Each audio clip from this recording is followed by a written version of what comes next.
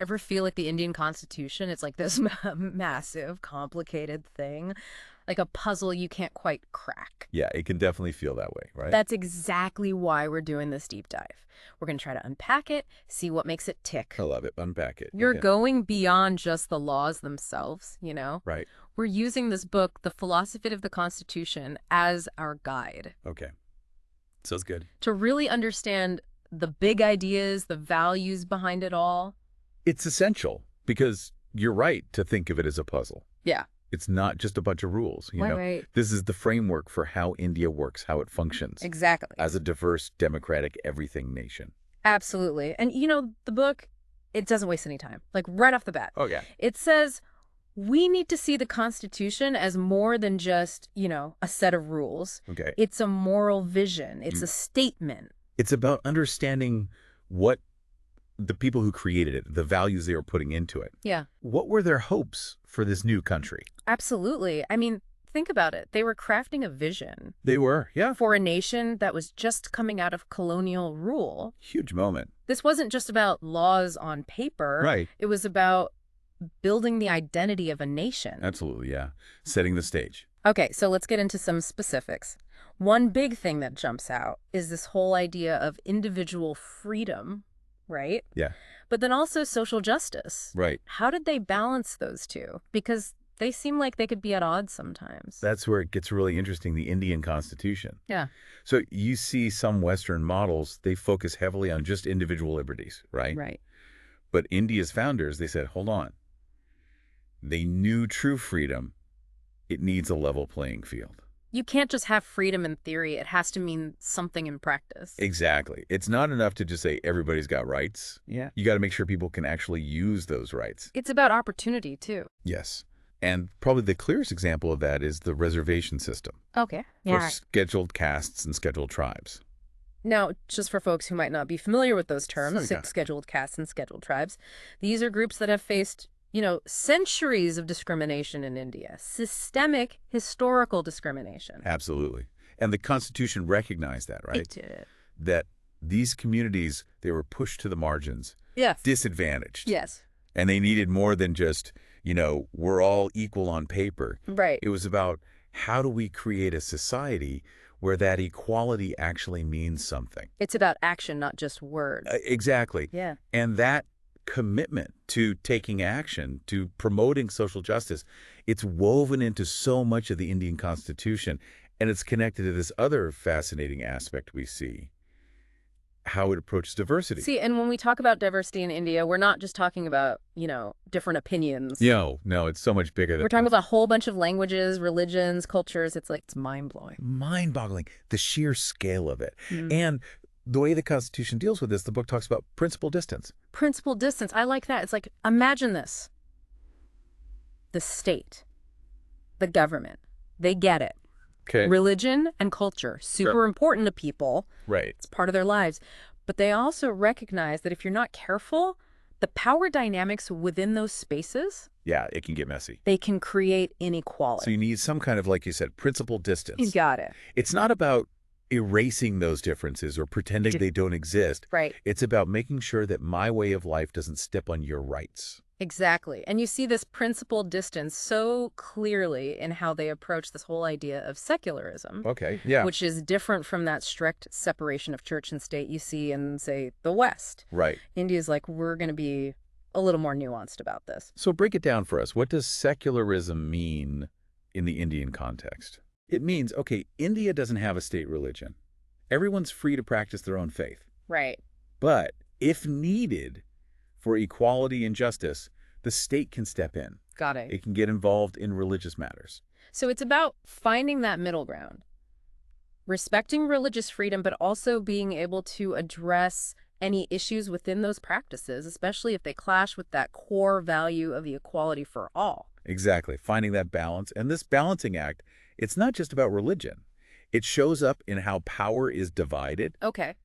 between the central government and the states. Right, right. This system, we call it asymmetric federalism. Asymmetric federalism. Now that sounds complicated. What does that even mean? Honestly, it sounds more complicated than it is. Okay, good. Basically, the Indian Constitution, it recognizes that India's really diverse. Right. Like really diverse. So a one-size-fits-all approach, it just wouldn't work. It wouldn't make sense for a place like India. So it's about acknowledging that some states, they might need some wiggle room, like to deal with their own unique situations, their own challenges. Yeah, that's it. You got it.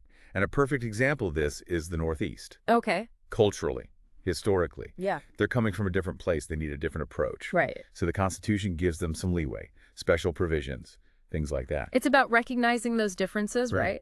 But still within this larger idea of a united India. Exactly. Unity and diversity. Right. That's the beauty of it. And this actually leads us to another big pillar of the Indian Constitution, one that's super connected to the whole fight for independence. Universal adult franchise. Right, right. The idea that everyone gets a vote, one person, one vote. That's the one. And it seems so obvious now, but back then, it was radical. Oh, totally. You have to remember, a lot of established democracies at that time, even they were still figuring out this whole voting rights thing. It wasn't a given. Right. Not at all. Not even close. And India's founders, they said, we're doing this.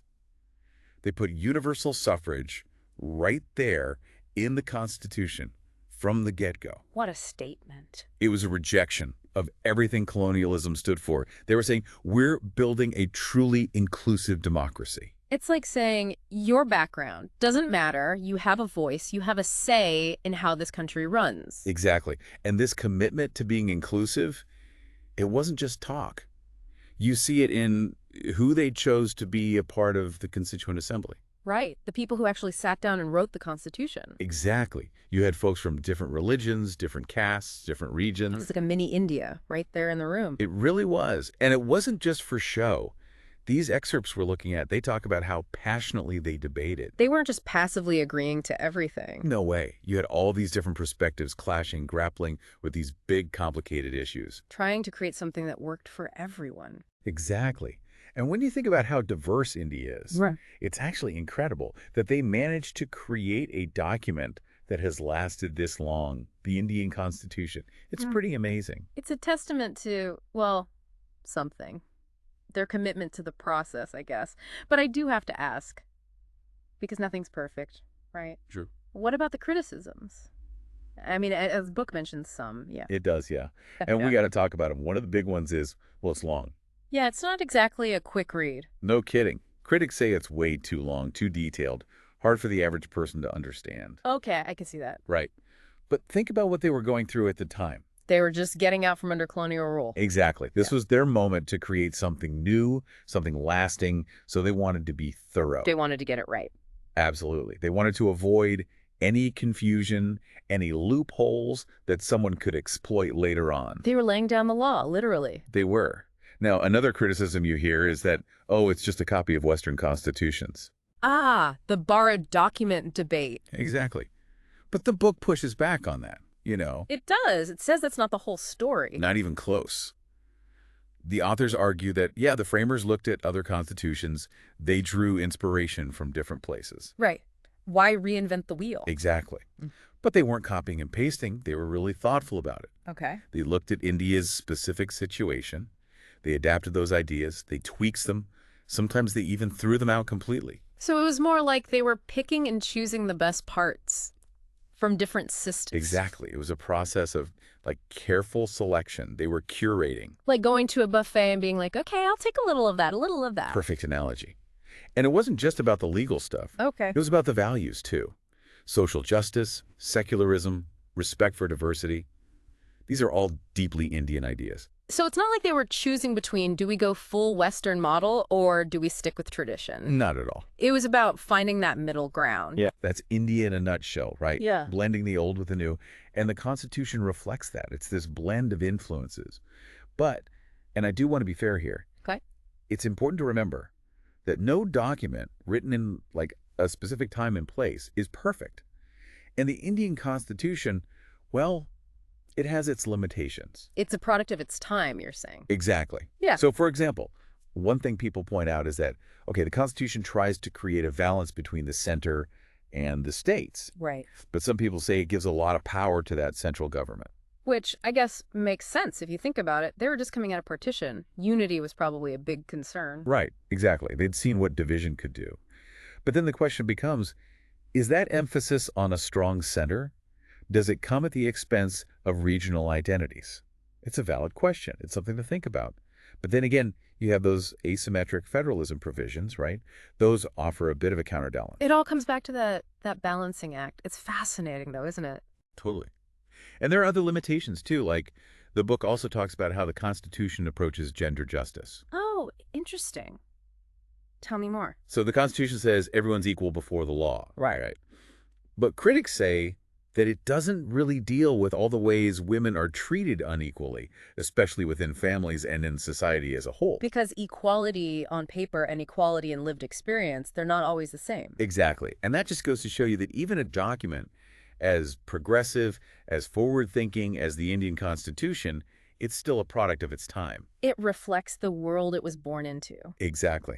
And that leads us to another big limitation the book talks about, this whole thing about where they put socioeconomic rights in the Constitution. Okay, yeah, that's always interested me. Because you have these fundamental rights, right? Like freedom of speech, freedom of religion, all that. Right. Those are like non-negotiable. Exactly. But then you have these other rights, like the right to education, the right to work. Those are tucked away under these directive principles. You got it. And those are more like, I don't know, guidelines, aspirational goals for the government. It's a really important distinction. It's like, on one hand, you've got these core freedoms, almost sacred, untouchable. Right. And on the other, you've got these, I don't know, almost like nice to haves, important, but not quite at the same level. Yeah, and it's a question that keeps coming up, like, why weren't things like education, like having a job, why weren't those given that same, you have to do this status? Right. Instead of being kind of tucked away in this other category. It's a big debate, and one way to look at it is this. India, when it became independent, they were starting from scratch, you know? Oh, absolutely. Poverty, underdevelopment, all of these huge challenges. To say right then and there, okay, these rights are guaranteed, legally, you can sue us if we don't deliver. It's a tall order. It was a lot, even for a brand new nation with the best intentions. So it was about being, I don't know, realistic, pragmatic. I think so, yeah. Yeah. The people who wrote the Constitution, they knew they couldn't promise the moon and not deliver. Right. But by making them directive principles, it was like selling these goals, you know, saying this is what we're working towards step by step. I see. So it's not that these rights are less important. It's more about recognizing that the path to get there, it's going to take time. Exactly. But then doesn't that make them seem kind of, I don't know, weaker? Like, hey, government, try to do this if you can, instead of you absolutely must do this. That's a fair point. That's a real criticism people have. But, you know, the chapter makes this point. Even if you can't, like, go to court to fight for these directive principles, Right. they still have moral weight. They're like this constant reminder to the government, to the people, that it's not enough just to protect our basic freedom. It's about building a fairer society for everyone. Exactly. It's about striving for something better, even if it takes time. So these principles are like, I don't know, a guide for the government? I like that. Yeah, a guide. And more than that, the chapter argues that they've actually made a difference. Look at how India has expanded education, healthcare, social welfare programs. Right. It's not like those things just happened on their own. Exactly. Yeah. These directive principles, they've shaped those decisions, even if it's been gradual. Even without being, like, legally binding in the same way as the fundamental rights. Yeah. It's more subtle. It's about the direction they've pushed things. It's fascinating, isn't it, how these ideals, these aspirations, they find a way to influence things, even without always being, you know, set in stone. It speaks to this idea that the Constitution, it's a living thing. It's not just stuck in the past. It's meant to grow and adapt with India. That's really cool when you think about it, because it means the conversation never really ends, does it? We're all part of it. 100%. Yeah. And you know what? The chapter ends on this really interesting question, and I'm going to throw it to you. All right, hit me. Imagine, right now, you're sitting there, but you're one of the people who gets to write the Indian Constitution. Whoa, that's a big one. Big job. But you have the benefit of hindsight. You've seen how things have played out. Mm-hmm. What would you change? What would you add? Wow. It makes you think, doesn't it? It's like they're handing us the baton, saying, okay, we did our part, now it's your turn. It's an amazing thought. So to everyone listening, that's our deep dive for today. We're leaving you with that question. What does the Indian Constitution mean to you today? What would you fight for? What needs a rethink? Because these aren't just ideas in a book, you know. They affect all of us. They're the questions that shape a nation. So until next time, keep those conversations going. Happy deep diving.